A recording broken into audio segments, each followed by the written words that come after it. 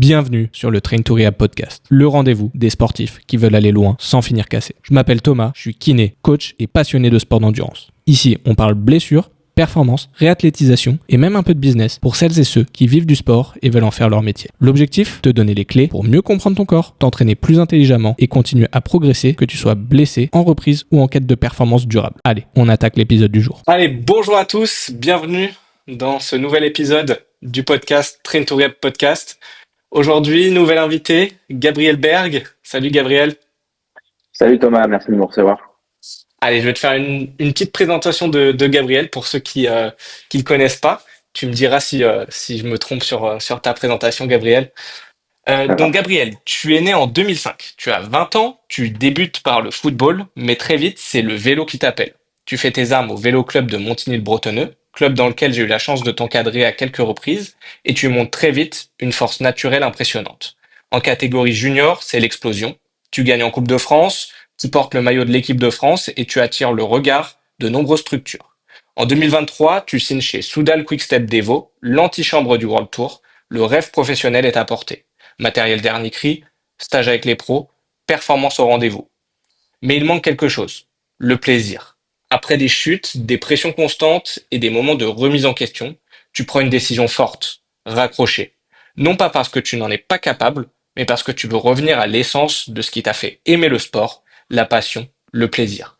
Aujourd'hui, tu démarres un nouveau chapitre à Sciences Po avec une autre passion, la politique et l'histoire. Gabriel, bienvenue dans le podcast. Merci beaucoup, c'est gentil. Alors Gabriel, donc on a parlé de tes débuts, donc tu avais commencé par le football, mais tu t'es très vite mis au vélo. Qu'est-ce qui t'a poussé à raccrocher le foot pour te mettre au vélo? Alors moi, à la base, en jouant à la PlayStation avec un ami. J'étais pas du tout vélo à la base et pas du tout Tour de France. Je connaissais vraiment de loin. Et en fait, donc c'est en jouant au jeu Tour de France sur la PlayStation, j'ai commencé à m'y intéresser. C'était en 2017. Et donc j'ai commencé à la base avec ce jeu vidéo, du coup, à m'intéresser au Tour de France. J'ai suivi pas mal le Tour de France en 2017. Et à partir de la rentrée 2017-2018, mon père m'a acheté un vélo. J'ai commencé à faire quelques sorties de temps en temps. Et j'ai commencé à de plus en plus apprécier le vélo. Et du coup, je suis rentré en club fin 2018, voilà, dans la continuité. J'ai arrêté le foot et j'ai commencé le vélo. Ok, donc tu as commencé à quel âge? 13 ans du coup? Ouais, c'est ça, 13 ans exactement. Ok, du coup, 13 ans, t'es en cadet quand tu commences? Non, j'étais en minime. C'était Minime. ouais, c'est Oh, ça, minime, oh, minime. ok. Et tu as encore le souvenir de ta première course? Ouais, ma première course, alors je m'en souviens, c'était à Manille-les-Hameaux. C'était la course justement organisée par le VCMB, par le club. Et donc c'était ma première course. J'avais pas trop de repères. Je me souviens qu'au début, j'étais venu sur la ligne d'arrivée avec ma sacoche de sel.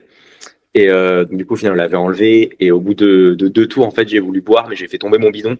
Du coup, bon, après, j'ai lâché assez vite du peloton, mais c'était quand même, mine de rien, un bon souvenir. Cette course, puis voilà, c'était la course du club, c'était pas très loin de la maison, donc c'était un très bon souvenir. Ok, ok, ça me va trop bien. Et tu m'as parlé là du coup du Tour de France, du jeu sur PlayStation. T'avais un idole à ce moment-là? Ouais. Mais moi, j'ai adoré Alexis Villarmo. Je me souviens que du coup, j'allais jouer les étapes et le maillot à poids avec lui. Et puis, je prenais toujours AG2R. C'était vraiment l'équipe que j'adorais à l'époque. Et derrière, je jouais le général après avec Romain Bardet. Et ouais, non, c'était vraiment Villarmo. Je jouais le maillot à poids avec lui. C'était vraiment ouais, le coureur que j'aimais vraiment beaucoup à l'époque. Ouais. Ouais, ok, ok, trop bien. Et du coup, est-ce que, tu vois, en jouant avec des coureurs professionnels, en commençant le vélo, est-ce que tu t'imaginais un jour que tu pourrais aller toucher, flirter avec ce niveau-là quand tu as 13 ans? Bah, forcément, non, alors évidemment que non, mais c'est vrai que quand on commence à faire ses premières sorties à vélo, on s'imagine, mais plus en mode c'est un rêve un peu inatteignable. Donc non, au début, je pensais pas que c'était réalisable. En tout cas, quand j'ai commencé, bien sûr que non. Ouais, ok. Et c'est à quel moment que tu te dis euh, que voilà, tu as envie d'aller plus loin dans le vélo, que tu as envie de potentiellement d'aller toucher ce niveau-là, puisque tu l'as fait par la suite. Est-ce que c'est un hasard ou c'est quelque chose qui a mûri progressivement? Je dirais que c'est un peu des deux. C'est vrai que au fur et à mesure que je continuais à pratiquer le vélo, à aller aux entraînements, voilà, c'était le rêve devenait entre guillemets de plus en plus grand. Mais je dirais que l'élément un peu déclencheur, c'est en KD1 quand en fait j'ai été accepté au Pôle Espoir Île-de-France. Et du coup, c'est ce qui m'a permis justement d'avoir un entraînement de qualité, d'avoir le suivi scolaire à côté, d'être vraiment bien encadré et surtout de beaucoup progresser. Donc c'est ça qui a commencé, c'est ça qui où j'ai commencé à me dire ok, il y a peut-être qu'il y a moyen de faire quelque chose et d'atteindre ce rêve justement. Ok, super. Donc, au final, en KD1, tu te retrouves au pôle Île-de-France. Ça s'est fait Ouais. assez vite au final. De minime à, tu commences en minime et cadet, tu te retrouves déjà dans une structure qui, voilà, te permet d'avoir une meilleure structure au niveau de ton entraînement et aussi au niveau de l'école. Est-ce que ça, c'est quelque chose qui est important pour toi de coupler l'école et l'entraînement? Ouais, ça a toujours été important parce que quoi qu'il arrive, j'ai toujours su qu'une carrière de sportif, c'était un truc qui était voilà, même si t'es au sommet, c'est un truc qui va être très court. Donc, quoi qu'il arrive, moi, j'avais envie de continuer l'école. Il y a pas mal de jeunes qui aujourd'hui font du sport, mais qui arrêtent leurs études à côté. Après, voilà, c'est le choix de chacun, mais je pense pas que ce soit le bon choix. Et justement, pour moi, c'était important d'avoir, c'est ce qui m'a plu dans le Pôle Espoir et dans le Crêpes de France, c'est d'avoir à la fois le suivi sportif qui était de qualité, mais d'avoir le suivi scolaire et de pouvoir vraiment faire les deux, de faire les deux ensemble. C'est ça qui m'a vraiment plu. Ok, ça roule. Et du coup, quand t'arrives au pôle, c'est comment justement? Qu'est-ce qui, qu'est-ce qui est organisé dans cette structure-là pour te permettre de progresser? Alors déjà, mon arrivée au pôle, c'était un peu une surprise parce que, du coup, comme j'ai dit, j'étais KD1, donc à la fin de l'année KD1, j'allais passer KD2. Et c'est vrai que c'était pendant l'année du Covid, hein, c'était en 2020 où il y avait les candidatures. Et les KD1, enfin, les KD n'étaient pas tellement censés être au pôle à la base. Et au final, il y avait eu une branche KD qui avait été ouverte pour les cadets qui avaient été ouvertes et du coup on a été pris au pôle. Donc ouais, quand j'arrive là-bas, c'est un peu une surprise. Il y avait des juniors 1 et des juniors 2 qui étaient avec moi. Donc voilà, j'étais le petit du groupe. Et puis ouais, il y a un bon accompagnement du coup. Donc forcément, on a des entraînements. Moi, je découvre les capteurs de puissance. Je savais pas du tout ce que c'était à l'époque. Moi, quand je m'entraînais, c'était voilà, je partais faire une sortie. Parfois, je faisais des petits sprints, je faisais un peu la course dans les côtes, mais c'était globalement tout. Donc, je découvre l'entraînement un peu structuré. Puis il y avait un service médical avec nous, avec un docteur, avec des kinés, avec un nutritionniste également, un psychologue. Donc voilà, c'est vraiment bien adapté. Puis je découvre aussi la vie en internat parce que du coup on était en internat la semaine et donc avec notre famille le week-end. Donc pareil, c'est vrai que j'avais 14-15 ans, donc c'est vrai que un grand changement à cet âge-là. Et je trouve qu'en tout cas c'était vraiment une bonne école de la vie et ça m'a vraiment permis de vraiment mûrir, progresser en tant que sportif, mais pas que en tant que comme dans la vie de tous les jours également. Ok. Quand tu dis progresser en tant qu'homme, c'est voilà le fait d'être aussi en permanence avec d'autres sportifs. C'est ce côté internat. Ouais, c'est ça, exactement. Puis c'est vrai que t'es quand même voilà, en autonomie. Enfin, c'est un âge où du coup, enfin, tu pars, t'as 14-15 ans, du coup, t'as plus tes parents forcément avec toi, hein. T'es en internat, t'es en autonomie, donc ça permet quand même ouais, de devenir autonome sur certains points et tout. Donc, c'est ça où c'était pas mal, ouais. Ok, ok, trop bien, trop bien. Et est-ce que, bah, du coup, je suppose que quand t'es arrivé, t'es allé au Krebs parce que bah forcément tu jouais les avant-postes dans les courses. Est-ce que quels ont été tes résultats pendant cette période cadet et est-ce qu'ils t'ont justement permis après plus tard voilà d'encore évoluer dans tes années juniors? Ouais. Alors c'est vrai que quand j'ai été pris au crêpes, c'était aussi une surprise parce que j'étais pas mauvais, mais j'étais pas non plus excellent et je jouais pas forcément, enfin, je jouais les un peu sur certaines courses, pardon, mais j'étais pas non plus, voilà, je suis même pas sûr que j'étais dans les 10 meilleurs de la région. Et donc c'est aussi pour ça que ça avait été une surprise. Mais par contre, c'est vrai que dès l'entrée au crêpes, j'ai senti que j'ai passé vraiment un palier. Et donc ça m'a permis d'aller faire des bons résultats sur les madios et l'année d'après en KD2 d'aller faire des bons résultats pareil sur les madios, notamment sur les contre-la-montre et pareil en Coupe de France également ou sur des courses régionales et sur des Coupes de France piste également où en fait voilà, ça m'a permis de vraiment progresser, d'aller faire des résultats sur des courses avec un bon niveau même national parfois. Et donc c'est ce qui m'a permis d'attirer justement l'attention d'Argenteuil en junior. Et du coup là, pour le coup, d'avoir un super accompagnement pour une équipe junior et d'avoir un super programme de course également, un super calendrier. Ouais, super. Donc, ouais, tu m'as dit que là, du coup, après ce suivi avec le Krebs, tes résultats, ils explosent, ils s'améliorent. Et en junior, justement, c'est là où tu commences à avoir tes premiers gros résultats. Est-ce que tu peux nous en Ouais. dire un petit peu plus? Tout à fait. Donc c'est donc déjà moi il faut savoir que quand j'étais à Argenteuil en junior, donc Argenteuil était mon club, mais parallèlement j'étais toujours au Crêpes. Je continuais ma formation donc scolaire et sportive au Crêpes. À Argenteuil c'était que le week-end sur les courses ou pendant les stages. Et du coup ouais donc l'année junior 1 se passe bien. Pareil l'hiver je passe un très gros cap et donc ça me permet de d'aller faire quelques résultats sur des courses au début de l'année.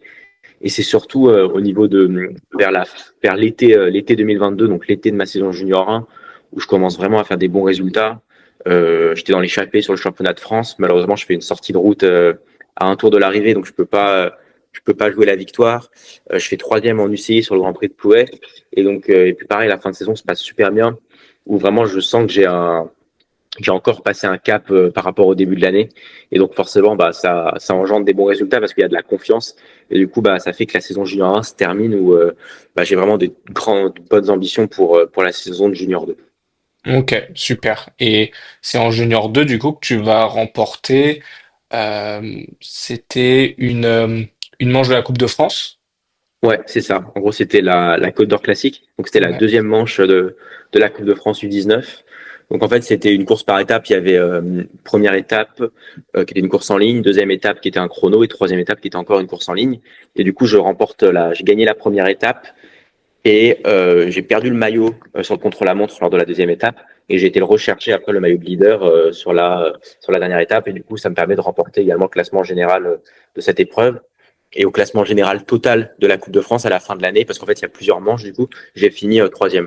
Donc ça, pareil, ça a été ouais, un gros événement quand même dans ma carrière, remporter cette manche de Coupe de France, parce que ça a permis justement de confirmer certaines attentes de certaines équipes ou d'attirer l'attention d'autres équipes. Donc ça a été ouais, un, un gros événement voilà, de cette année junior 2.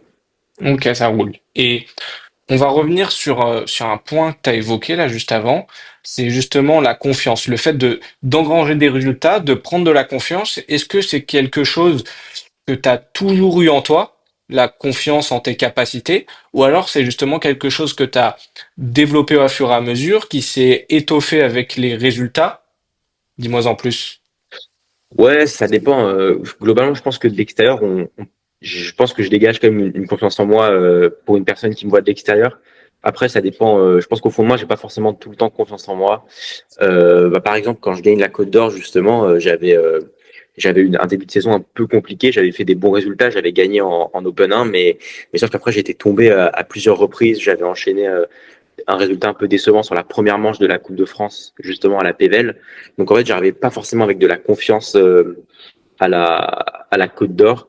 Et c'est peut-être aussi le fait de se dire bon je vais peut-être pas forcément être favori, donc ça m'a peut-être permis aussi également de m'enlever une pression et d'aller faire le résultat que j'ai fait. Donc je dirais que je pense que j'ai quand même une confiance en moi de base, mais ça permet voilà faire des bons résultats, ça permet d'engranger, de faire grandir cette confiance et parfois c'est bien et puis parfois ça peut également être pas bien parce qu'on peut se voir parfois trop beau de ce qu'on est réellement, donc ça peut parfois être également négatif et pas avoir un bon apport sur les performances. Ok, je vois. Et pour ceux qui sont pas familiers forcément avec le vélo, le cyclisme, euh, ça change quoi quand t'es coureur cycliste, quand t'es dans un peloton et que t'as pas confiance en toi? Ça fait qu'on peut avoir. Alors déjà, parfois on peut se dire, ok, je suis pas à ma place, donc on ose moins se faire sa place, aller frotter, parce que voilà, un peloton, ça vit. Donc ça veut dire que quand on est devant, faut essayer de garder sa place. Donc si on n'a pas confiance, parfois ça nous force à être un peu derrière. Ça peut être ça. Ça peut être quand on sent que c'est dur, on se dit mais non, c'est dur, j'ai mal aux jambes, c'est pas normal, je suis nul. Alors qu'en fait, on se rend compte parfois après la course que les autres avaient encore plus mal aux jambes que nous. Et puis parfois, notamment sur la Côte d'Or, c'est le fait de gagner la première étape. Ça m'avait donné de la confiance pour la dernière étape où j'arrive à faire le jump tout seul sur le groupe d'échappés. Et je pense que si j'avais pas gagné la première étape, peut-être que j'aurais pas réussi à faire ce jump parce que peut-être que j'aurais pas eu justement cette confiance de me dire ok, t'as gagné la première étape, tu peux le faire quoi, tu peux faire le jump. Et je pense que justement c'est ça qui est important, c'est que quand on a de la confiance, ça nous permet de faire des choses qu'on n'aurait pas forcément faites sans avoir ce petit truc en plus, quoi. Ouais, on ose peut-être faire un petit peu plus de choses, on arrive à aller chercher peut-être un petit peu plus de ressources. Ouais, c'est ça, exactement. Puis on se dit, souvent, on se dit parfois de manière un peu peut-être un peu hautaine, si moi j'ai mal, les autres ils ont aussi forcément mal, quoi. Il y a pas de raison qu'il y ait que moi qui ai mal, quoi, aux jambes. Donc je pense qu'il y a aussi un peu de ça, et c'est dans ça que la confiance ça peut être très positive quand même parfois. Yes, yes, super. Et du coup, là, donc tu remportes la Côte d'Or classique et après, sélection en équipe de France. Ouais, Qu'est-ce que c'est ça ça. fait d'être sélectionné pour la première fois en équipe de France? Franchement, c'était incroyable. C'était vraiment, j'avais envie d'être sélectionné en équipe de France en junior 2. C'était vraiment un objectif de ma saison, donc c'est super. Et puis en plus, c'est sur une super course, c'est sur la course de la paix. Donc j'étais vraiment hyper motivé. Et alors malheureusement, cette sélection s'est pas très bien passée parce que c'était en République tchèque. Et donc sur la première étape, j'ai été hyper gêné parce que je suis très allergique au pollen. J'ai été hyper gêné par les allergies au pollen. Ce qui fait que voilà, sur la première étape, j'avais vraiment rien dans les jambes, aucune énergie, du mal à respirer. Et du coup, voilà, ça a été un premier rapport avec l'équipe de France un peu compliqué. Mais bon, c'était quand même incroyable de porter le maillot de l'équipe de France sur une Coupe du Monde en République tchèque. C'était vraiment une expérience incroyable et beaucoup de fierté surtout de porter ce beau maillot, quoi. Ouais, je suppose ouais que c'est de la fierté. Je suppose qu'aussi tu découvres un autre niveau. C'est encore parce qu'il y avait le niveau national, un petit peu international, voilà, sur des courses qu'on peut retrouver en France. Mais là, je pense que c'est même un gap au-dessus. Ouais, non, c'est clair, c'est vraiment, c'est les meilleurs de tous les pays qui sont réunis sur une course. Donc il y a un niveau qui est quand même très homogène et ouais, non, c'est exceptionnel. Et puis voilà, t'as une petite pression en plus de te dire, ok, tu représentes la France. Puis voilà, tu cours aussi. Ce qui est sympa, c'est que tu cours dans la même équipe que des gars qui de base sont tes adversaires les autres sur les autres courses. Donc ça, c'est vraiment sympa aussi. Mais ouais, non, c'est ça, c'est vraiment un niveau, c'est encore un niveau au-dessus parce que ouais, c'est les meilleurs des pays qui sont réunis sur une course, quoi.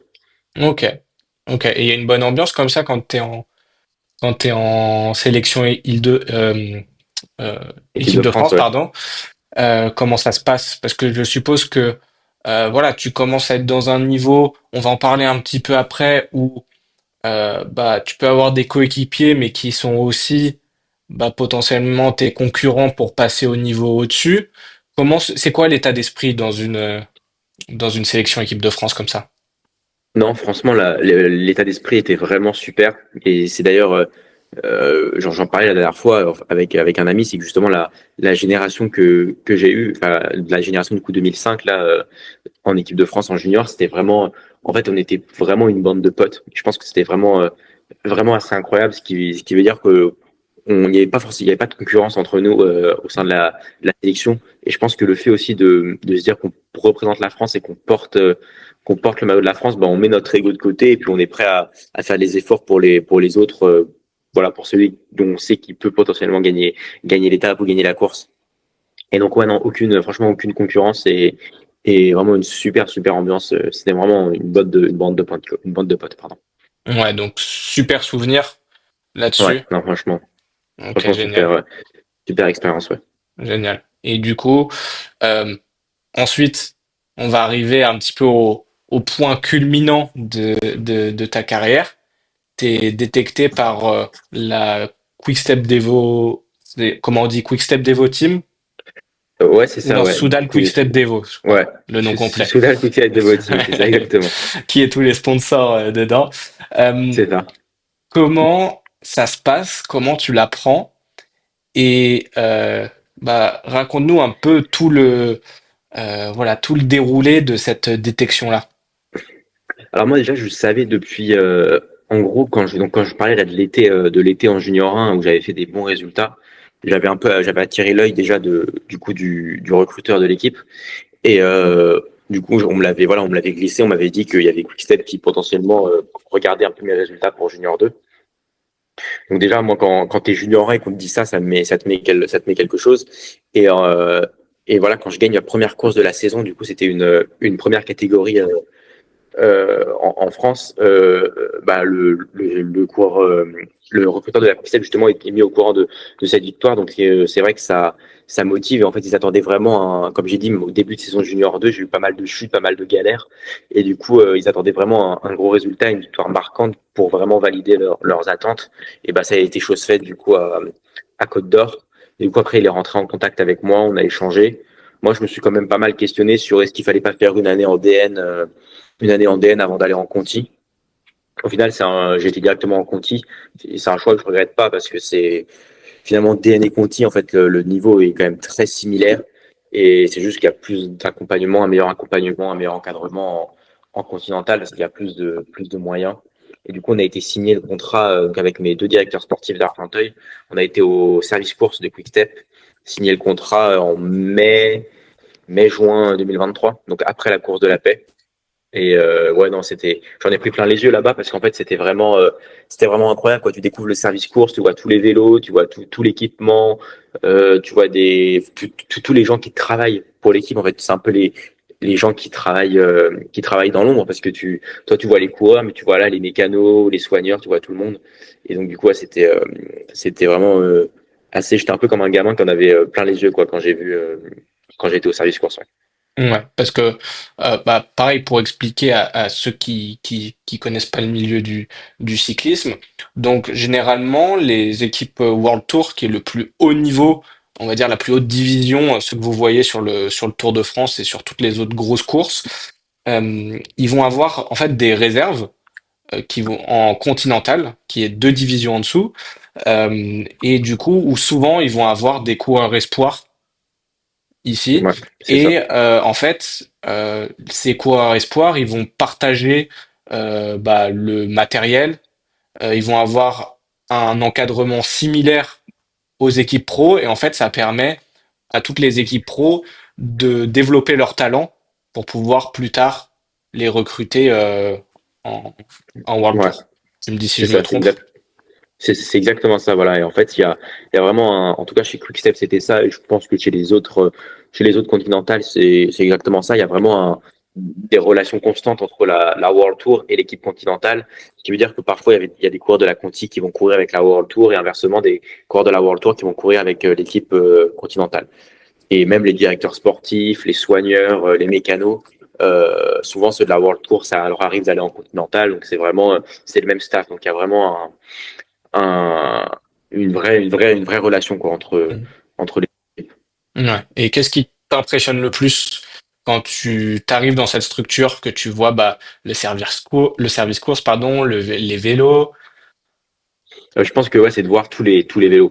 Ça, je trouve ça vraiment, c'est vraiment ce qui m'impressionne le plus, puis de voir tout le matériel, de voir que chacun a un casier à son nom avec son sac de pluie. Et en fait, entre guillemets, toi, t'as que à pédaler, que à t'entraîner, parce que voilà, quand tu vas sur une course, tu te déplaces avec ton sac, mais eux, ils te ramènent ton casque pour la course, ils te ramènent ton sac de pluie, ils te ramènent ton vélo, et en fait, toi, t'as juste entre guillemets à te concentrer sur l'entraînement. Et je pense que c'est ça qui m'a un peu le plus marqué ouais, dans l'équipe. Ok, ouais. Et du coup, tu signes ton contrat et après, qu'est-ce qui se passe? Tu récupères ton matériel, tu fais des essais, des tests. Comment ça se passe Alors non, une du coup, entrée dans une conti comme ça? Alors du coup, je signe mon contrat, mais c'était en 2023, donc j'avais encore la saison de junior à terminer. Voilà, parce que c'était en mai-juin et la saison se finit en septembre-octobre, quoi. Donc il me restait encore pas mal de temps à finir en junior. Ça a été une fin de saison un peu compliquée parce que du coup, j'avais pas mal la pression, entre guillemets, de légitimer cette signature. Puis forcément, sur les courses, depuis ma victoire à la Coupe de France, j'avais un peu plus la pancarte déjà, mais même quand annonces que tu signes dans une équipe comme ça, tu l'as encore plus. Et ça n'a pas été une fin de saison facile, même au sein de l'équipe. Il y a eu des petits problèmes en interne avec Argenteuil, mais du coup, ça a été ouais, une fin de saison un peu compliquée. Et donc, quand la saison s'est terminée, j'avais assez hâte quand même qu'elle se termine pour pouvoir repartir entre guillemets sur de bonnes bases en 2024, quoi, pour la Ok, première année. ok. Et du coup, après, tu récupères ton matériel dans l'hiver Ouais, 2023-2024. c'est ça. Et comment ça se passe? Est-ce qu'ils te testent quand tu es là-bas pour connaître bah, tes capacités? Est-ce que tu fais, je suppose que tu fais du test matériel, la position Ouais, sur les vélos de chrono, etc. ouais, c'est ça. Alors déjà, donc on a les journées d'équipe là, les team building, on les a en novembre. Habituellement, c'est un peu plus tôt, mais je sais pas si tu te rappelles, en 2023, il y a eu la rumeur de disparition de Quickstep. Hein. Il fallait qu'ils retrouvent un sponsor. Et du coup, les journées d'équipe ont été un peu plus tardives, le team building. Donc, durant ce team building, du coup, moi, je rencontre mes coéquipiers pour la première fois et on fait, bah, comme tu dis, toutes les positions. On nous donne tout le matériel. Du coup, on a un vélo d'entraînement ensuite qu'on ramène à la maison.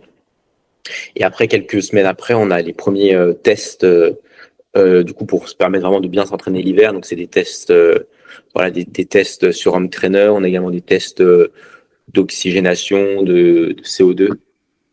Et ensuite, moi, du coup, je suis parti en stage pendant 3 semaines, en gros, jusqu'à la fin de l'année 2023. Je suis parti en stage à Nice, donc pour m'entraîner un peu au soleil. Et ensuite, voilà, l'entraînement continue. Et il y a le premier stage vraiment avec l'équipe, c'est fin janvier, début février 2024, pendant 2 semaines où là, vraiment, bah, c'est des grosses charges d'entraînement et c'est avant le début de la saison qui commence début mars, quoi. Donc là, si je comprends bien, à ce moment-là, tu ne fais plus que du vélo. Ouais, alors j'ai encore les études du coup parce que je suis à ce moment-là, je suis rentré à Sciences Po au certificat sportif de haut niveau. Mais c'est vrai que voilà, c'est un peu compliqué de faire parce que voilà, le vélo c'est très chronophage, il faut être quand même souvent en déplacement. Du coup, ça a été un peu compliqué de suivre les études à côté. L'avantage c'est que je peux les faire en distanciel. Du coup, j'essaie de suivre un peu, mais c'est vrai que c'est un peu compliqué. Et au bout d'un certain temps, en fait, voilà, au début, c'était une fois toutes les semaines. J'essayais de me faire un jour où je me concentrais sur les études. Puis après, c'est une fois toutes les 2 semaines, une fois par mois. Et après, c'est vrai que bah, quand tu rentres de l'entraînement, que tu es fatigué, tu te concentres plus sur ta récup et tu te concentres pas forcément sur les études que tu dois faire. Du coup, c'est vrai que à partir d'un certain moment, j'ai un peu mis de côté ça pour me concentrer un peu plus sur le vélo à ce moment-là. Ouais. Ouais. Du coup, ça ressemble à quoi une semaine type quand tu rentres dans une conti comme ça? Ouais, alors souvent, en gros, c'est un entraînement quasiment tous les jours. Surtout l'hiver, moi, ce qui m'a pas mal marqué, c'est qu'il y avait beaucoup de muscu. J'en faisais déjà en junior, mais c'était 1 à 2 séances, enfin ouais, allez, 2 séances par semaine. Là, chez Quickstep, c'est 3 séances par semaine, plus des séances de PPG, au moins 2 à 3 séances. Et à côté, bah, tu fais quand même du vélo en plus. Du coup, c'est ça qui m'a un peu marqué. C'est que voilà, tu fais par exemple muscu 2 heures, 1 heure et demie par exemple le matin, et après tu as 4 heures de vélo l'après-midi, quoi. Donc tu vois, c'est que t'as pas forcément le temps de faire grand chose d'autre à côté. Donc c'est ouais, c'est en gros on a un entraînement quasiment tous les jours avec 1 ou 2 jours de repos quand même dans la semaine. Mais l'hiver c'est surtout il y a ouais, c'est souvent un jour de repos par semaine et c'est tout quoi. C'est beaucoup de charges l'hiver quoi pour préparer la saison. Ouais, donc dans les périodes d'entraînement, énormément de charges, donc entraînement voilà quasi tous les jours ou Ouais. 6 sur 7. Et en période de compétition, alors je suppose que le planning il dépend du type de compétition, du nombre de compétitions, mais par exemple, ça ressemble à quoi un week-end de course? Ouais, alors du coup le week-end de course donc on va dire que la course c'est le dimanche donc tu pars le samedi matin. Moi du coup là donc l'équipe me prenait un train ou quelque chose comme ça. J'ai beaucoup couru en Belgique. Du coup je prenais souvent le train Gare du Nord jusqu'à Lille et l'équipe me récupérait là-bas.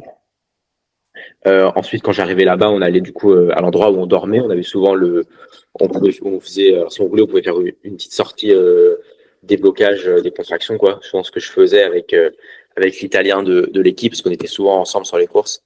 Et ensuite, voilà, tu rentres à l'hôtel, tu te fais masser, le vélo, il te le nettoie. Après, tu vas manger, puis tu te concentres, tu te couches, tu te concentres sur la course du lendemain.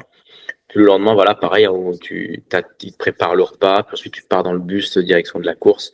Et en fait, ouais, t'as vraiment pu te concentrer sur pédaler, quoi. Donc ça, c'était quand même pas mal. C'était assez agréable de pas devoir se focaliser sur les autres trucs, quoi. Donc ça, c'était pas mal. Ok, ça roule. Et du coup, après chaque week-end de course, tu rentrais chez toi, ou Ouais. alors ça t'arrivait d'avoir voilà des longues périodes ou tu voyages à droite à gauche Alors dans les différentes courses? le plus souvent je rentrais chez moi, mais ouais, ça m'est arrivé de, par exemple, après une course, de rester une semaine en Belgique pour aller faire des recos avec l'équipe de circuit. Et c'est vrai que ça, c'était toujours un peu long parce que voilà, la Belgique, c'est pas, même pour s'entraîner, c'est pas top. C'est très plat, il y a beaucoup de vent et tout. Donc ça m'arrivait de, ouais, parfois d'être obligé de rester là-bas. Mais le plus souvent, voilà, je rentrais quand même chez moi. Et après, en fait, ça arrivait que je rentre chez moi 2 jours, mais qu'ensuite on enchaîne direct avec une course par étape. Ça dépendait vraiment du calendrier. Ok, ok. Et du coup, comment elle se passe là, cette saison? Bah, franchement, au début, ça se passe super bien. Tu sais, au début, c'est la découverte, donc du coup, t'es vraiment curieux, t'es hyper content. Mais c'est vrai qu'à partir de, ouais, en fait, à partir, je dirais, d'avril à peu près, en fait, je me rends compte que pendant un mois, bah, j'ai pas arrêté, j'ai des courses tous les week-ends, et t'as jamais vraiment le temps de te poser, tu fais quasiment rien à côté. Et, et à la base, moi, j'avais un peu signé pour ça. Sauf que je me rends compte que le vélo, c'est devenu vraiment la part entière de ma vie et que c'est plus, entre guillemets, la passion à côté de ma vie qui me permet de me défouler. Tu vois, c'est vraiment mon métier, mon job, quoi. Donc, c'est à ce moment-là que je commence un peu à me poser des questions. Et après, c'est des questions qui reviennent notamment après le championnat de France, du coup, U23, où en fait, je fais un beau championnat. Dans l'échappée, je fais huitième. Et tu sais, il y a pas mal de gens qui me disent, putain, mais ça se trouve, t'arriveras à signer dans la World Tour et tout, tu vois. Et c'est vrai que moi, je me dis, bah, ouais, je sais pas si c'est vraiment ce que j'ai envie, en fait, d'aller dans la World Tour comme ça, faire ça tous les ans, enfin, faire 20 heures d'entraînement par semaine pendant 10 ans. Je sais pas forcément si c'est ce que j'ai envie. Euh, en fait, c'est faire que ça, tu vois, faire que du vélo et puis le côté aussi dans les courses où c'est très nerveux, il y a des chutes, il y a le stress du peloton. C'est pas forcément en fait, je me suis rendu compte que c'est pas forcément le vélo que j'aimais, tu vois. Moi, le vélo que j'aime bien, c'est le vélo avec ses potes, partir en course avec ses potes, partir en stage, s'entraîner. Et l'année dernière, c'est ce que je dis souvent en fait. Paradoxalement, la période que j'ai préférée de l'année dernière chez Quickstep, c'est la période où j'avais pas de course, où j'ai eu un mois et demi, où j'étais en stage à la montagne, juste m'entraîner. Je suis parti avec mon meilleur ami, on s'entraînait, c'était incroyable quoi. Donc, c'est ça qui me fait dire qu'en fait peut-être que le monde pro, c'est pas forcément le vélo professionnel, c'est pas forcément le vélo que j'aime quoi. Ouais, ok. Et est-ce que tu as eu cette réflexion-là parce qu'il y avait un gap entre ce que tu imaginais du monde professionnel avant, quand tu étais dans tes années juniors, par exemple, avec ce que tu as rencontré du coup cette année-là? Ouais, c'est un peu ça. Bah, c'est vrai que quand on est junior et qu'on n'est pas dans ce monde, on s'idéalise un peu le monde professionnel. On se dit que c'est génial, que c'est toujours tout rose, quoi. Mais c'est pas le cas, quoi. Donc ouais, il y a eu un petit peu, il y a eu ce gap justement de, t'as des attentes. Tu penses que ça va être vraiment, bah, que du plaisir enfin pas que du plaisir tout le temps, mais que ça va être vraiment, voilà, que ça va être incroyable. Et au final, bah, tu te rends compte que faire que du vélo et tout, parfois, tu peux perdre même un peu la passion. Tu peux avoir parfois un peu la flemme d'aller sur des courses. Et je pense que bah, en tout cas, moi, j'avais pas envie, tu vois, par exemple, de continuer une année de plus et d'être vraiment dégoûté du vélo au point de plus pouvoir en faire. J'avais envie que ce soit toujours ce sport que j'aime tant, ce sport qui me permet de me défouler, qui me permet de rouler avec mes potes, de m'amuser. Et je pense que l'avoir comme métier, c'était pas le cas, c'était pas vraiment ce que j'attendais du vélo, quoi. Mmh. Mmh. Ouais, carrément. Et du coup, fin de saison, tu décides de raccrocher. Il y a même eu Ouais. un article dans l'équipe qui est paru. J'invite tout le monde à aller le lire. Il est très intéressant. Dedans, tu parles, voilà, de pression, de chute, de blessures et même de drames qui sont survenus. Est-ce Ouais. que c'est aussi c'est tous ces éléments-là bout à bout qui te poussent à raccrocher? Bah justement, ça a vraiment appuyé mon choix parce que au début, justement, c'était juste une réflexion et au fur et à mesure, ça a permis justement de confirmer cette réflexion. C'est que du coup, voilà, en juillet, vraiment, c'est la période de ma vie de cycliste, en tout cas, où j'étais vraiment le plus fort, où je prenais beaucoup de plaisir sur le vélo avant de reprendre les courses. Et je reprends les courses en Belgique. Et en fait, bah, déjà, j'étais pas forcément motivé d'aller à la course. Et en fait, là, il y a beaucoup de chutes, c'est hyper nerveux et tout. Et je me dis, mais est-ce que j'ai envie à chaque course enfin, d'avoir peur, d'être stressé, de tomber, de prendre des risques comme ça? Voilà. Il y a aussi la pression évidemment qu'on se met parce qu'on a le maillot de Quick-Step. L'équipe met pas forcément de pression, mais tu te mets de la pression tout seul parce que voilà, t'as envie de bien faire, tu t'entraînes dur et t'as forcément envie que ça paie. Et parfois, une chute peut tout gâcher. Et voilà, et tu parlais du drame. Moi, je me suis pété le poignet en juillet, du coup, de 2024. Et ce jour-là, j'ai un ami du vélo qui avait été avec moi plusieurs fois en sélection en Île-de-France, en sélection régionale, qui perd la vie en stage à la montagne.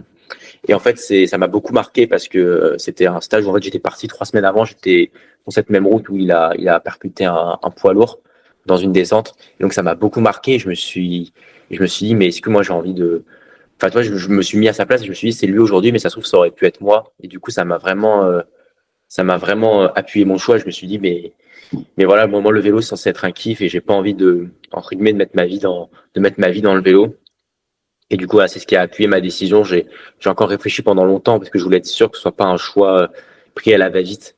Et donc, du coup, voilà, donc j'ai pris le choix du coup d'arrêter en août 2024. Euh, et voilà, l'équipe a été cool. Elle a été assez compréhensive. Elle a quand même compris, sachant qu'il y avait un autre coureur de l'équipe, un Anglais qui aussi avait arrêté. Donc, du coup, voilà, elle a été cool. Elle a bien compris. Et au final, aujourd'hui, bah, j'ai pas du tout de regrets parce que j'ai eu une longue période où j'ai pas fait de vélo parce que j'avais un peu peur de reprendre, puis j'avais aussi peur d'être nul, quoi, de pas avoir forcément. J'avais été à un super niveau et puis j'ai arrêté pendant quasiment ouais 9 mois et du coup bah, t'as peur de reprendre, tu te dis merde, je vais pas avoir le niveau et j'avais besoin, je pense, de faire cette pause aussi, de découvrir autre chose, de mettre le vélo un peu entre parenthèses et donc là j'ai repris en mars 2025 et au final en fait c'est que du kiff, c'est vélo plaisir. Bah, on a monté une équipe justement Open 1 avec des amis dans notre club d'enfance à Montigny. Et donc ouais, non, franchement, c'est vélo plaisir, c'est trop bien. On s'amuse le week-end. On court pas tous les week-ends, on court quand on en a envie, mais c'est vraiment génial. Et en fait, c'est un peu revenu au vélo que j'aime à la base, quoi, le vélo plaisir, le vélo où tu t'amuses, où t'as pas de pression, où bah si tu sens que ça va tomber, tu prends pas de risque, les trucs comme ça, quoi. Et donc c'est vraiment super. Ouais, tu finis le week-end, même s'il n'y a pas eu un résultat ou quoi, c'est pas grave, tu t'es amusé Ouais, avec les potes, quoi. c'est ça, Ok, exactement. Donc ok, ça c'est ouais. cool.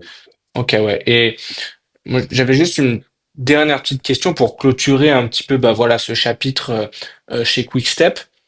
On Ouais. parlait de la super ambiance en équipe de France, un peu plus tôt en junior. Là, au niveau de l'ambiance, comment c'est? Parce que là, pour le coup, t'arrives vraiment au niveau de l'entonnoir qui se resserre le plus, parce qu'il y a beaucoup de coureurs qui arrivent à ce niveau-là, mais très peu qui vont passer sur le niveau du dessus. Est-ce que tu ressens une certaine concurrence entre chacun? En plus, bah, je suppose qu'il y a la barrière de la langue aussi. Tu m'as dit, un coureur italien, un coureur anglais, des Belges.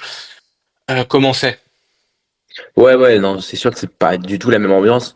Alors, on s'entend bien évidemment dans l'équipe, hein, il y a pas de tension ou quoi, mais comme tu dis, l'entonnoir se referme et du coup, on sent qu'il y a parfois un peu plus de concurrence avec certains coureurs, pas avec tous, mais avec certains. Et ouais, l'ambiance est beaucoup moins bonne, quoi. C'est beaucoup moins un groupe de potes qui va sur les courses ensemble, ce qui est un peu normal aussi, parce que voilà, c'est un niveau professionnel, donc c'est un peu normal aussi, mais c'est vrai que voilà, l'ambiance est beaucoup moins bonne. Puis comme tu dis, il y a la barrière de la langue aussi. Du coup, on parlait anglais entre nous, mais il y avait beaucoup de Belges dans l'équipe qui parfois parlaient flamand entre eux. Donc tu peux te sentir parfois un peu exclu de, bah toi tu parles pas flamand, du coup c'est un peu compliqué. Mais ouais, dans l'ambiance évidemment, on n'a rien à voir avec ce que c'était en équipe de France junior ou ce que c'est maintenant avec les copains en Open 1, quoi.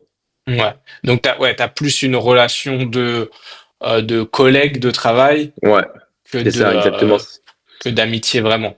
Ouais, c'est ça, c'est exactement ça. C'est un peu des collègues de travail. C'est pas des potes. C'est pas, toi, tu te dis pas, ah putain, trop cool, je retrouve un tel ce week-end et tout. C'est, ok, cool, je vais sur une course, mais voilà, t'étais pas content de retrouver le gars, quoi. Mhm. Parce que c'est pas vraiment ton pote, quoi. Ouais. Ok. Mais bon. Ok, ça roule. Et est-ce que tu t'es senti soulagé quand tu as pris cette décision, que tu l'as annoncé? Comment tu t'es Ouais, senti? ouais, soulagé parce que moi j'avais très peur parce que ouais, je savais qu'au fond de moi c'était la décision dont j'avais envie, c'est celle qui me rendrait le plus heureux, ce serait de continuer euh, le vélo en plaisir. Et, euh, et en fait, moi, où j'ai eu très peur, c'est de décevoir les gens vois, qui avaient un peu cru en moi et tout. Et c'est ça qui m'a fait très peur. Alors déjà, j'ai eu mes parents où j'avais peur de les décevoir parce que le vélo, c'est quand même un investissement. Ils avaient investi quand j'étais notamment en junior, ils avaient quand même un peu investi dans le vélo. Donc, il y avait déjà cette première crainte, mais que eux ont rapidement effacé. Donc, ça faisait déjà du bien à entendre. Puis même, ouais, non, du point de vue de certains amis ou quoi. Et en fait, au final, bah, les gens, dans 99% des cas, ont très bien réagi et ont totalement compris. Et puis, c'est vrai que, voilà, beaucoup m'ont dit, bah, tu vis pour toi, tu vis pas pour les autres. Puis, bah, nous, on t'apprécie pas parce que t'es cycliste, on t'apprécie pour ce que t'es et tout. Donc, tout ça, c'est des choses qu'on fait. Ça a fait du bien d'entendre ça. Puis, ouais, c'était un soulagement de l'annoncer et que ce soit un peu derrière toi, quoi. De plus avoir de doute et de remise en question sur le choix de continuer ou d'arrêter, quoi. Ouais. Tu as eu des critiques aussi? Ouais, forcément. Bah, certaines, notamment quand l'article est sorti dans l'équipe, hein, ça a fait beaucoup parler quand même. Enfin, ça a fait pas mal parler quand même. Donc j'ai eu quelques critiques de gens que je connaissais pas forcément, hein, mais je voyais, tu sais, dans les commentaires de l'article sur l'équipe, je voyais les commentaires des gens qui me connaissent pas, donc qui disaient ce qu'on peut penser peut-être de l'extérieur, qui disaient oui, bah il va regretter ça toute sa vie, ou alors oui, il est pas capable de s'entraîner, il a simplement pas le niveau et tout. Donc c'est des trucs, je m'étais un peu préparé à avoir des commentaires comme ça, donc au final ça m'a pas tant blessé que ça, parce que je m'étais préparé, tu vois, à avoir des commentaires négatifs, puis même le journaliste de l'équipe m'avait prévenu qu'il allait sûrement avoir des commentaires négatifs. Et donc j'avais été un petit peu prévenu à ça, je m'étais un peu préparé. Donc en fait ça m'a pas forcément tant dérangé que ça. Puis voilà, c'est des gens, franchement c'est des gens, leur avis m'importe peu quoi. Je pense qu'ils ont jamais fait de vélo à haut niveau et ils en feront jamais, donc ça me dérangeait pas quoi. Ouais, ok. Et du coup, là, tu m'as parlé un peu de cet aspect mental, tu vois, ce parer les critiques, etc. Est-ce que cet aspect mental, c'est quelque chose que tu travaillais aussi quand t'étais à la Quick-Step dans cette année-là, quand tu as couru en Conti, ou pas? Non, pas du tout avec quand tu dis aspect mental avec un préparateur mental ou Ouais, quelque chose comme avec ça un par exemple. préparateur mental. Ouais, non, jamais, j'ai jamais trop senti le besoin en tout cas d'avoir recours à ça. Mais je sais que je connais des gens qui ont des préparateurs mentaux et apparemment ça marche, ça peut très bien marcher sur eux. Moi, c'est vrai que j'ai jamais vraiment ressenti le besoin d'en avoir, mais je pense que ça peut quand même être une bonne chose dans certains cas, quoi. Ouais, carrément, carrément. Et du coup aussi, tu m'as parlé de ta famille, de tes parents Ouais. qui t'ont accompagné. Quelle est l'importance pour toi justement d'être entouré par des proches, donc ta famille, tes amis, quand tu es déjà, est-ce que c'est important quand tu arrives à ce niveau-là et après quand tu as ces moments de doute en tant que sportif de haut niveau comme ça? Ouais, non, c'est important, surtout que moi, ma famille, alors, ils m'ont toujours soutenu dans le vélo, mais c'est pas du tout une famille qui vient du vélo à la base, tu vois. Donc, même mon père, il connaissait un peu et maintenant, il s'y connaît bien parce que j'ai pratiqué, mais il m'a jamais mis la pression, enfin, ma mère non plus, hein, mes parents m'ont jamais mis la pression sur un résultat. Donc ça, c'était important. Et c'est vrai que mes amis, même mes meilleurs amis aujourd'hui, ils viennent du vélo. Et pareil, ils m'ont jamais mis la pression par rapport à un résultat. Et ils m'ont toujours soutenu, même quand dans ce choix. Et c'est ça qui a fait qui a fait plaisir aussi, et qui a fait chaud au cœur, c'est que tu voyais que t'étais de ma famille. Bah, je m'attendais quand même à être soutenu par eux parce que je savais que quoi qu'il arrive, voilà, il serait pas déçu vu que voilà, c'est mon père, c'est pas le genre de père qui a raté sa carrière de cycliste et du coup qui fait tout pour que son fils devienne pro. Mais même mes amis, quoi, ça a vraiment fait du bien de voir qu'ils me soutenaient et que bah, ça change rien pour eux, quoi. Ouais. Est-ce que c'est quelque chose que tu conseillerais à, par exemple, quelqu'un là qui va être dans la même situation que toi il y a un peu plus d'un an maintenant? Voilà, de vraiment s'entourer, de se faire un cocon autour de soi, une carapace avec voilà, une famille, des amis, même des professionnels.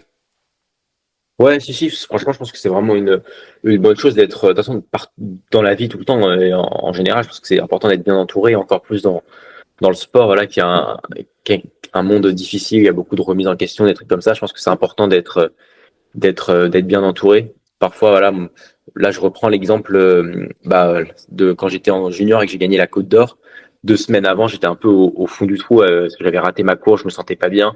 Et j'ai mon meilleur ami qui justement m'a rassuré, et en fait 2 semaines après j'ai gagné. Et en fait, ça permet les amis, ça permet vraiment de se remobiliser. Et je pense que c'est important, d'être vraiment bien entouré pour pouvoir viser haut, quoi, pour pouvoir être heureux aussi, je pense, dans sa vie. Yes, carrément. Et aujourd'hui, du coup, tu as repris les cours à Sciences Ouais, Po de manière c'est ça, plus régulière, du coup. c'est ça, exactement, de manière Et, plus régulière. est-ce que c'est euh, donc on a parlé dans l'introduction de ta passion pour la politique et l'histoire, c'est quelque chose que tu as toujours aimé? Ouais, ouais, franchement, alors l'histoire depuis tout petit, hein, j'ai toujours adoré ça. Moi, je sais que quand j'étais petit, ce que j'aimais beaucoup, c'était la première, la deuxième guerre mondiale. Et puis après, ça a été, j'habite à côté de Versailles, donc ça a été Louis XIV. La première fois que j'ai été visiter le château de Versailles, j'avais vraiment, vraiment adoré. Et puis la politique, c'est un peu plus récent. Ça doit faire depuis, je pense, le confinement en 2020, où j'ai commencé à m'intéresser un peu à la politique. Donc ouais, ça fait quand même assez longtemps, quoi. Ouais. Et cette volonté de vouloir reprendre tes études bien sérieusement, ça a aussi poussé ta décision d'arrêter le sport de haut niveau? Ça, peut-être pas forcément. C'est vrai que j'avais envie. En fait, j'avais envie de pouvoir voir d'autres choses. Et c'est vrai que bon, ouais, reprendre les études, ça a fait partie de justement voir d'autres choses. Mais c'est pas non plus ça qui a totalement influencé mon choix. Mais oui, forcément, indirectement, je pense que ça a un peu joué quand même. Ok, ok, ça roule. Et là, aujourd'hui, qu'est-ce que tu dirais à un jeune, voilà, qui est, tu te revois quelques années en arrière, junior, dans tes années junior, qu'est-ce que tu dirais à un jeune qui arrive dans ces années-là et voilà, qui rêve de haut niveau, mais qui a aussi voilà, la volonté de faire des études. Qu'est-ce que tu lui conseillerais à ce jeune et voilà, quels sont tes conseils, tes tips pour lui? Bah déjà, je pense que ce serait alors déjà d'être bien entouré et de surtout pas, d'essayer de faire vraiment 50-50 au moins jusqu'à la fin du lycée, quoi, de faire 50% études, 50% sport, comme moi j'ai pu le faire. Et une fois arrivé au niveau des études supérieures, trouver un cursus qui permette de faire les deux. Moi, du coup, je suis au CSHN, hein, au certificat sportif de haut niveau à Sciences Po, qui pour moi est vraiment le plus adapté parce que t'as pas besoin d'être en présentiel, tu peux faire les cours en distanciel. C'est vraiment très flexible. Voilà, contrairement à d'autres écoles où ça l'est beaucoup moins, tu as des obligations de présence. Par exemple, Sciences Po, c'est pas le cas. Malheureusement, le certificat justement va fermer là dans 2-3 ans. Donc voilà, plusieurs étudiants là, on essaie un peu de se battre pour pas qu'ils ferment justement parce qu'on pense que c'est un super accompagnement pour les sportifs qui veulent à la fois faire des études et à la fois continuer et s'épanouir dans leur sport. Il y a plein de sportifs. Teddy Riner est passé par ce certificat. Il y a plein de sportifs qui ont fait les Jeux Olympiques, qui ont été médaillés aux Jeux Olympiques, qui sont passés par ce certificat, qui aujourd'hui ont un diplôme et ont une super carrière sportive et surtout ont après leur carrière un bagage. Et ils peuvent faire quelque chose après leur carrière, quoi. Ils ont un diplôme, donc c'est super. Et donc je pense que ouais, non, c'est vraiment important de faire les deux. Et on voit aujourd'hui, il y a quand même beaucoup de professionnels qui en fait ont continué leurs études. Là, j'ai vu Valentin Madouas, là, il y a pas longtemps, par exemple, qui a validé son diplôme d'ingénieur.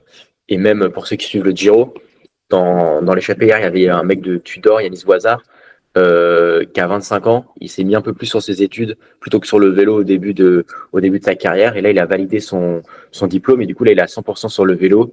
Et du coup, on voit qu'en fait, il est un peu plus fort forcément maintenant parce qu'il a plus de temps. Mais c'est pas le fait d'avoir fait des études ne l'empêche pas d'avoir été professionnel. Donc, je pense que c'est vraiment possible de faire les deux. Et je pense que c'est possible d'avoir, quoi qu'il arrive, un bagage intellectuel et scolaire, quoi, malgré le sport. Ouais, ok. Et du coup, c'est une super transition pour le sujet que je voulais aborder, justement. Je voulais qu'on aborde le sujet sport et école. Ouais. On en a déjà parlé un petit peu ensemble tous les deux. Euh, on sait qu'aujourd'hui, nous, dans notre dans le cursus scolaire, que ce soit primaire, collège, lycée, le sport est placé dans une place euh, quasi inexistante. Ouais, c'est Du clair. coup, pour des sports qui sont très chronophages, comme le cyclisme, coupler les deux, c'est pas forcément totalement évident. Toi, c'est quoi ton avis sur voilà la pratique sportive euh, en France, dans notre système, et euh, est-ce que voilà c'est possible de coupler, tu as déjà donné des petits éléments de réponse, mais est-ce que c'est possible aujourd'hui de vraiment coupler sport de haut niveau et études de haut niveau aussi, on va dire? Bah, aujourd'hui, je pense que c'est compliqué parce que bah il y a pas vraiment de vrais programmes qu'il propose. Puis même voilà au niveau du lycée, il n'y a pas vraiment de vrais programmes qu'il propose. Et je pense que le sport aujourd'hui en France au niveau scolaire est pas assez mis, est pas assez mis en avant. On voit par exemple qu'à partir du collège, fin collège et au lycée, t'as que 2 heures de sport de sport par semaine. Alors que moi, je pense que le sport, ça peut vraiment être c'est une super école de la vie, c'est un super moyen d'expression et, euh, et de révélation également de talent. Et je pense qu'en fait, ouais, le problème aujourd'hui, c'est qu'en France, il y a pas, je pense que on n'accorde pas assez d'importance au sport, assez d'importance aux bénéfices du sport, parce que c'est bon, voilà, sans même en faire forcément au niveau. En fait, c'est bon pour la santé, c'est bon pour lutter contre un tas de maladies. Et en fait, il y a plein de bons aspects du sport que je pense sont pas pris en compte je pense qu'aujourd'hui on fait pas faire assez de sport aux élèves à partir du collège-lycée, quoi. Ouais. Est-ce que pour toi aujourd'hui, on connaît le modèle plutôt anglo-saxon, le modèle allemand où tu vas vraiment avoir une division où tu as un temps généralement le matin très théorique et l'après-midi où qui va être donné pour la pratique sportive, les activités artistiques. Est-ce que c'est des modèles qui te paraissent sur lesquels il faudrait se prendre exemple? Ouais, bah, tout à fait. En fait, il y a qu'à voir, par exemple, aux États-Unis, ils vont, globalement, je crois qu'ils ont cours le matin et sport l'après-midi. Je pense que, les États-Unis, c'est un vrai pays de sport. Il y a qu'à voir aux Jeux Olympiques, quoi. Ils ont un champion partout, en fait, à chaque fois. Et je pense que, moi, c'est un modèle qui, pour moi, est vraiment un bon modèle et je sais pas pourquoi il a jamais, c'est pas utilisé en France, mais je pense que ce serait quelque chose de bien si c'était utilisé en France d'avoir là, comme je le disais, la partie théorique le matin et une partie plus sportive l'après-midi, comme moi en fait j'ai pu avoir en sport-études. Globalement, le matin, c'était des cours classiques. Et souvent, après, on avait un cours également 1 heure l'après-midi. Et après, à partir de 14 heures, on pouvait se concentrer sur le sport. Et je pense que ça peut être quelque chose qui serait vraiment bien pour les générations à venir à généraliser, en fait. Ouais, ouais, puisque ça peut avoir plein d'avantages. Tu l'as dit sur la santé, ouais, tu l'as dit, la connaissance de soi. Ça pourrait régler plein de, traiter vraiment les les causes qui amènent vers des maladies et pas être que sur le traitement des conséquences, Ouais, que tout à soigner fait. a posteriori, ça peut être un super un super moyen. Et du coup là, on parlait plutôt voilà des premières années de d'école, même jusqu'au lycée. Et après, toi, tu as eu la chance entre guillemets d'avoir un cursus de sportif de haut niveau. Est-ce que les autres personnes que tu côtoyais toi dans le vélo à haut niveau, que ce soit en junior ou même au niveau Conti, est-ce que ils avaient des accompagnements comme ça? Est-ce qu'ils continuaient l'école aussi? Ou alors tu étais t'étais l'un des seuls? Alors ça dépend lesquels. Il y en a certains qui avaient également des accompagnements, qui pouvaient faire également en distanciel. Il y en a d'autres qui avaient des accompagnements, mais qui étaient obligés d'être en présentiel à certains moments. Et par exemple, alors je sais que pour reprendre carrément l'exemple plus européen, en Belgique, ils ont un peu comme en France des horaires aménagés, des trucs comme ça. Par contre, en Italie, ça n'existe pas du tout. Et du coup, s'ils veulent faire du vélo après leurs études, en plus, eux, leur année de bac, c'est 1 an après nous. C'est-à-dire qu'ils passent leur bac Ouais. à 19 ans. Ils sont obligés d'arrêter les études, pardon, s'ils veulent faire vraiment le vélo à fond. Ok. Et dans la, dans les sportifs de haut niveau français, est-ce qu'il y en a beaucoup qui continuent leurs études quand même? Ouais, alors certains quand même, hein, parce qu'il y a quand même des trucs adaptés, mais il y en a également certains qui arrêtent. Voilà, c'est un peu comme un peu partout, il y a un peu de tout, mais globalement, soit il y en a soit il y en a certains qui arrêtent dès le début, ou alors il y en a certains qui essaient de commencer et qui ensuite se rendent compte que c'est un peu compliqué de jongler entre les deux, notamment quand il y a des obligations de présence. Parfois, c'est un peu compliqué et du coup, ils arrêtent, ou alors il y en a certains, bah, comme c'est le cas pour moi à Sciences Po, ils peuvent se permettre de pas trop suivre au début pour vraiment se concentrer sur le vélo, ou sur le sport. Mais globalement, ouais, il y a un peu de tout, quoi. Ouais. Est-ce que pour toi c'est quand même possible parce qu'en fait, au final, quand tu arrives à ce niveau-là, c'est un peu là où il faut mettre le plus d'énergie dans le vélo et aussi le plus d'énergie dans les Ouais. courses si tu as envie de faire un cursus. Est-ce que pour toi, c'est quand même possible et c'est des solutions qu'on pourrait envisager ou quand tu arrives à ce niveau-là, il faut vraiment faire un choix? Bah, je pense que c'est quand même possible, mais enfin, c'est pas facile. Moi, je l'ai vu avec mon propre exemple l'année dernière, c'est que il faut à la fois réussir à se motiver après l'entraînement de travailler, avoir l'énergie, parce que justement, ça prend mine de rien de travailler, ne serait-ce que pour les études, même si c'est pas forcément un effort physique, ça prend quand même du jus, ça prend de l'énergie. Donc, je pense que c'est possible, mais c'est ça qui est bien aussi dans certains cursus, et notamment ce que propose Sciences Po, mais bon, ce qui risque de s'arrêter, c'est qu'en fait, tu as le temps et tu peux le faire en autant d'années que tu veux, ton certificat. Donc, si tu valides, on va dire, 4 matières par an, tu peux valider 4 matières par an, juste ça va te prendre un peu plus de temps. Donc, je pense que si jamais tu veux vraiment être à fond dans ton sport, tu peux quand même faire des études à côté, mais voilà, forcément, ça va prendre plus de temps. Mais c'est sûr Ouais, que voilà, faire du vélo, du vélo, s'entraîner 20-25 heures par semaine et à côté faire des études, bah ouais, c'est sûr que c'est compliqué, quoi. ouais. Ouais. Et toi, c'était vraiment quelque chose dont tu avais besoin d'avoir un parachute à côté? Ouais, moi franchement oui, parce que je savais que voilà, même si je suivais pas, même si j'étais pas forcément très assidu dans les études quand j'étais chez Quickstep, je savais que j'avais voilà, comme tu dis, ce parachute, ce truc que si jamais il se passe un truc dans ma carrière de vélo, bah j'ai de quoi rebondir et j'ai de quoi faire autre chose dans ma vie, quoi. Donc c'est pour ça que c'était ouais important pour moi. Ok, ok, super, super. Et ma dernière petite question pour toi, avant qu'on clôture le podcast, c'est quoi la plus grande leçon que tu as retenue de tout ton parcours? Oh, la plus grande leçon, ouais, c'est dur comme question. Euh, non, je sais pas. En tout cas, je sais que quoi qu'il arrive, moi, j'ai pas de regret d'avoir arrêté ou d'avoir même essayé de passer ou de me dire, ok, bah, t'as peut-être gâché un an de ta vie en voulant passer pro, ou t'as peut-être même gâché 3 ans de ta vie en allant en sport-études, du coup, partant forcément en voyant moins tes potes du collège qui eux étaient pas dans le sport. Euh, et en fait, la leçon, je pense, c'est que il faut, quoi qu'il arrive, faut tenter, faut essayer. Si jamais on se dit que ça peut nous plaire, faut essayer.